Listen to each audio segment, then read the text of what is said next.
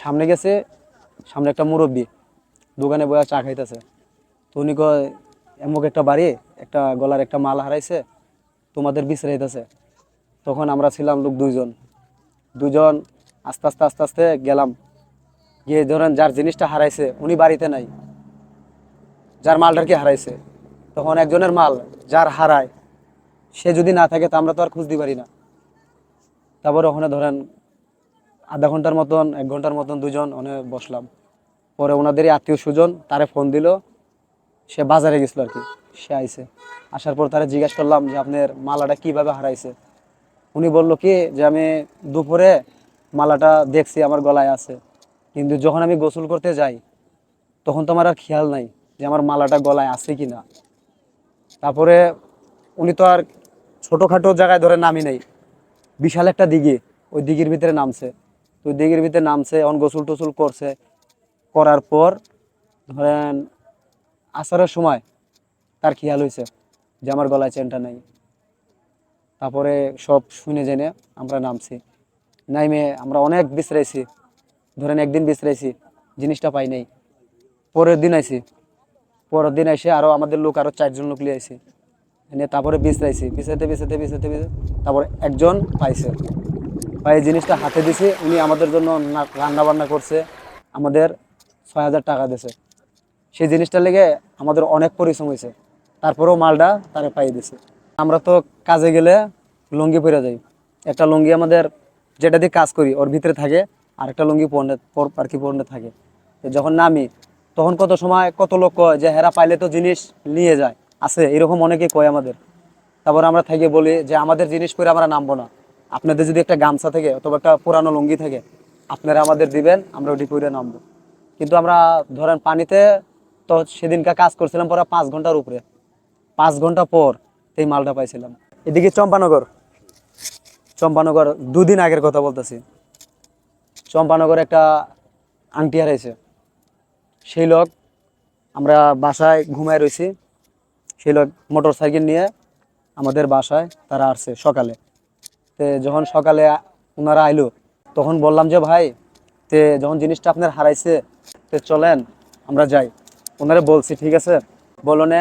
উনি কয় না ভাই, দুইটার দিক দিয়ে দুইটার দিক দিয়ে আমার বাড়ি যেতে হবে। তো বললাম ভাই আপনার জিনিসটা যখন হারাইছে তখন আমরা আপনার সাথেই আছি। সে বললো যে না ভাই, 2টার কালে আসবা। জাস্ট আমরা বাসায় থেকে আমার যে একটা টিম আছে ওই টিমটা নিয়ে আমরা গেলাম তার বাড়িতে। তার বাড়িতে যাওয়ার আগে সে বাজারে মোটর সাইকেল নিয়ে 2টা লোক হারিয়ে আছে। তো ওনারা বললো ভাইয়া আমরা যাই, আপনারা অটো উঠেন। তো ওনাদের বাড়িতে গেলাম। গেলাম ভাই, তারা আমাদের বললো কি যে মাল পাইলে কয় টাকা আর না পাইলে কয় টাকা। তো ওনাদের বললাম যদি আমরা মাল আপনারে উঠাইয়া দিতে পারি তা আমাদের খুশি করবেন, আর আপনাদের এলাকায় একটা নাম হবে আমাদের ডুবুরিদের, আর আমার নাম্বার আপনাদের সবাইকে দিয়ে যাব। তো বললো ভাইয়া আচ্ছা নামেন, তো আমরা আপনাদের দেখবো নে। বড় একটা আংটি হারাইছে, 4 আনা সোনার একটা আংটি।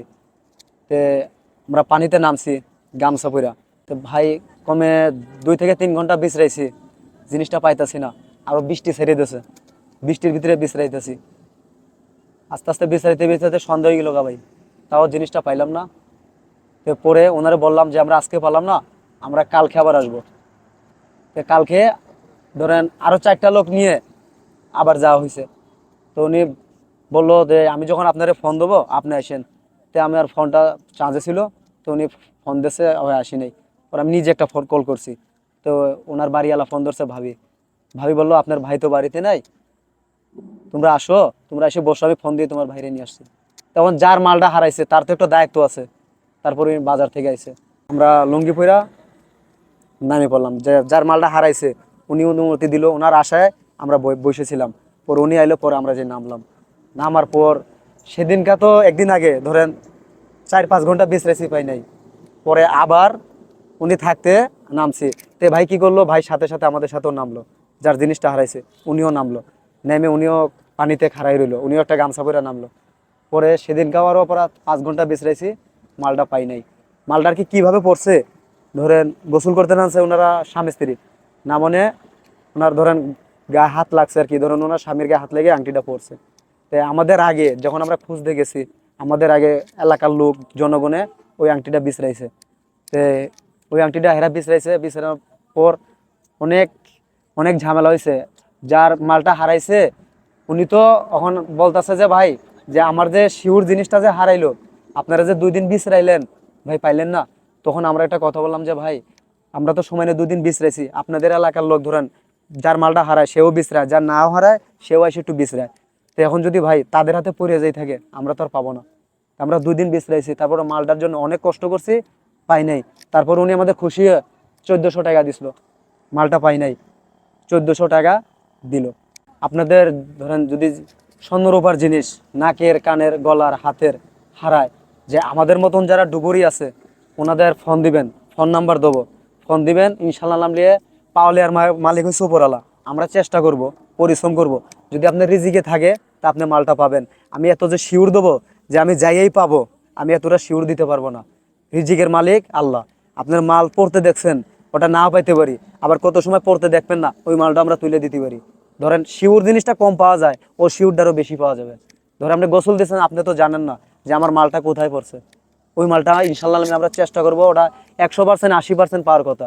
আর যে মালটা শিউর পরে ওই মালটা মানুষের হাতেইলে, ওই মালটা তো একজনের হাতে পড়ে গেলে আমরা পাবো না। আর যখন আপনাদের জিনিসটা হারাবে তখন একটা সীমানা দিয়ে রাখবেন, একটা বাঁশ অথবা একটা ওখানে সীমানা দিলে ওই সীমানা তামাত আমরা খুঁজতে পারবো।